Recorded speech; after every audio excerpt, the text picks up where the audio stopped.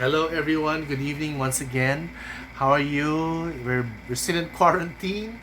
It's almost 2 months already, but well, we have to do what we have to do to keep safe from the coronavirus. So anyway, today I'm going to talk about a local movie which trended in Twitter I think a week ago, because it was shown for free in YouTube. So, well, since it was a director's decision to show it for free, I also watched it, and because I've been wanting to watch a movie for a long time, but I could not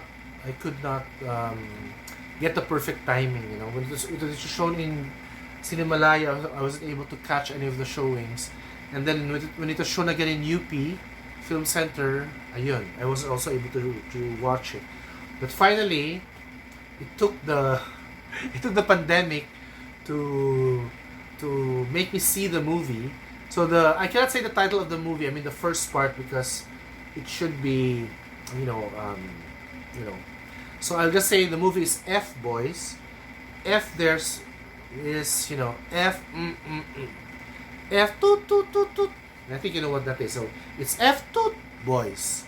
So it's usually what you say when you're caught into something. Oh, no. Okay, so boys. Okay, so there are three main characters in the movie. So there are these two very daring young actors, and they're very good at their role. Their names are Royce Cabrera and Kokoy de Santos. And so basically the movie revolves around these two guys, um, and something happens to them as the movie progresses, because one character enters the movie in the middle part. So I don't want to say this is a gay movie. It just shows a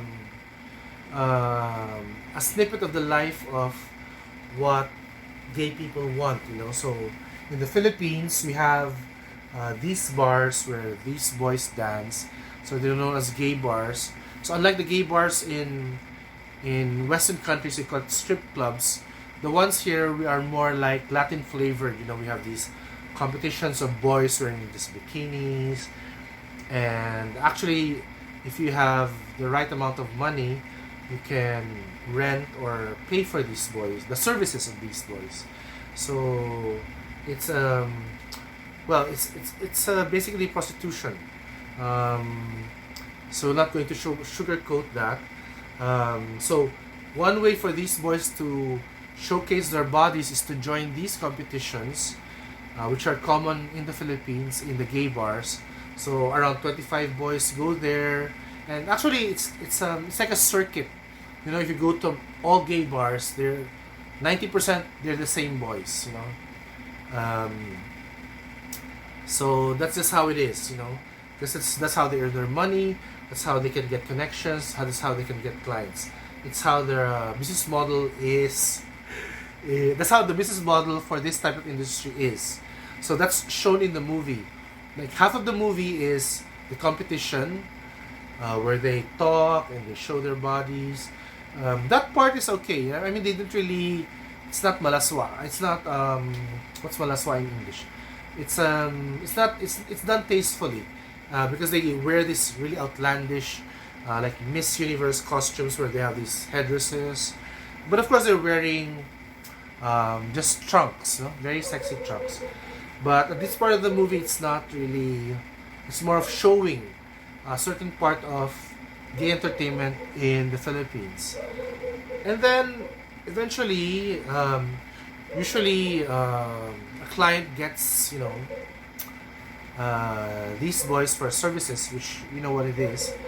Um, and that night, a mayor hires their services, and thankfully, a great actor plays the mayor, and he's a great Ricky Davao.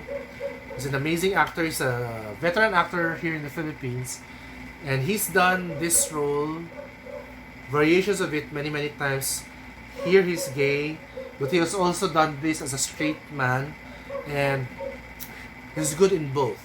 So I remember he did Lalaki sa Buhay ni Celia, I think. I'm not sure if that's a title. But he plays a gay man who marries Rosana Roses. And then Rosana Roses has a kid from another man, but then they get married with Rosana and Ricky Mary's. And I remember that movie when I was watching this because he was so good in it. I mean, he plays a gay role. He invests himself into the role. That you don't see him anymore. You see the character. That's what I like it. Those are the actors I like. The ones who can really disappear into the role. And of course, he has done it as a straight man. He did a comedy before. I forgot the title, but it was released during the Metro Manila Film Festival. Unfortunately, it didn't do well in the box office. But for me, that was the winner for me during that Metro Manila Film Festival. Because it was really funny. He played a straight guy who was, boinking this girl. And then he also did that years earlier in Balahibong Pusa, I think. With, I forgot the actress's name.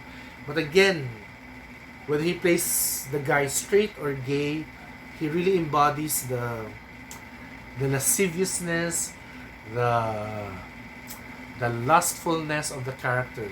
That's why I think the directors want him to play roles like this because it has really stamped his mark on these. And I don't want to say that's the same thing again, no? Because when I saw this movie, the gay person here that he portrayed was very unsympathetic, cruel, no? And that was opposite from what he did in Lalaki sa Buhay ni Celia. There he was such a very caring person, maybe a bit weak, but he was a good person. The one Ricky Dalva is portraying in this movie, F Boys, is an hole, a hole, a tutut hole. So I don't know though if he won any awards for this, but because I did not check the winners for the Cinemalaya that year, but I think he deserves to win for this performance because he really embodies the role and he does something to the two boys in the middle of the movie, towards the end of the movie, and then everything just falls apart for the two boys. When I watched the movie, I did not know. I learned later on that the movie was actually based on a true story. So that's when I realized, because if you don't know that the movie was based on the true story, I like how the director sequenced everything. He patiently developed. He was in no hurry to sell the two boys as, sex toys.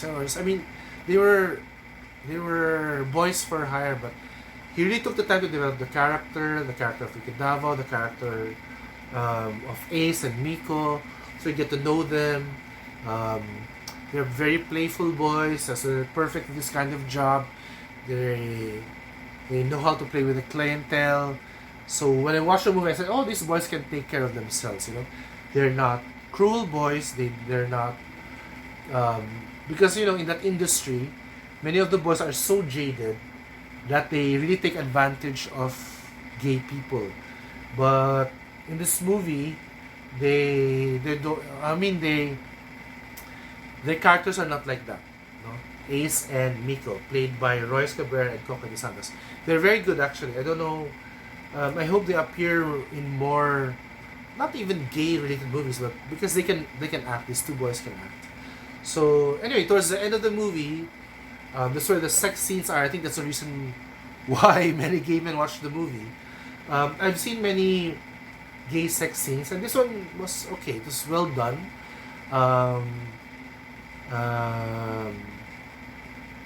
The director did not. He presented the scene in a way where you can see why there is a motivation for these boys to do that thing, which really f up everything, for them. Okay, I'm gay myself. I know how the system works. How gay people are. There are a-hole gay people who do not who treat these boys as dirt. I've seen many of them. There are many in Twitter. There are many in Facebook. They don't know how to kind of respect the trade, because if you think about it, prostitutes, male or female, are, I mean, the hierarchy of the tree chain. They're almost down in the bottom, So if you treat them like dirt, you'll get your own pay dirt, and you'll see it in that movie, because it's not that these people are golden-hearted, but sometimes they're pushed to do certain things because the system is cruel to them. And 30 years ago, 40 years ago, I think, or yeah, maybe about 25 years ago, the great Lino Brocka also directed a similar movie, Macho Dancer, and well, there are similarities. Men driven to do this type of job. It's just that Lino was more, Mr. Brocka was more of a social realist director. He's like Bong Joon-ho, So he infuses his movies with social relevance. So it's not all sex, But well, in Macho Dancer, there are many scenes where they show what macho dancers do in real life. So the same for F-Boys. It's just that here's more of storytelling. The director is Eduardo Roy Jr. He doesn't pretend that he's Lino Brocka. He just what I like is he just tells the story and then presents the facts, and then actually I've read many comments in the end that it's bitin. Yeah, I think it's also bitin, but anyway, that's just how it is, and it hangs there. I think it depends on us if these boys deserve to go,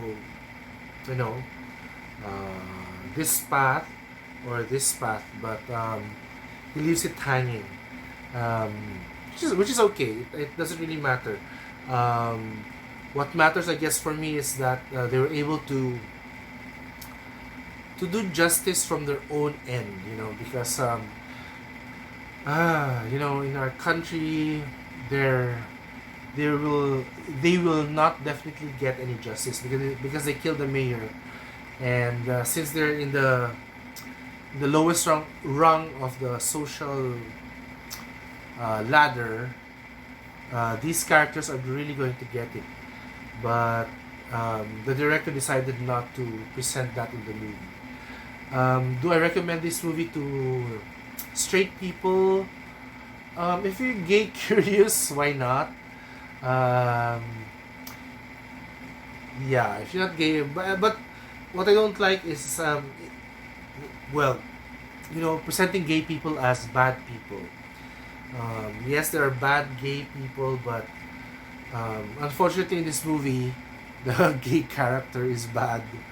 But I hope they do more sympathetic, loving, happy gay people. But I'm not sure if anybody would want to watch that, So anyway, F-Boys is a good effort.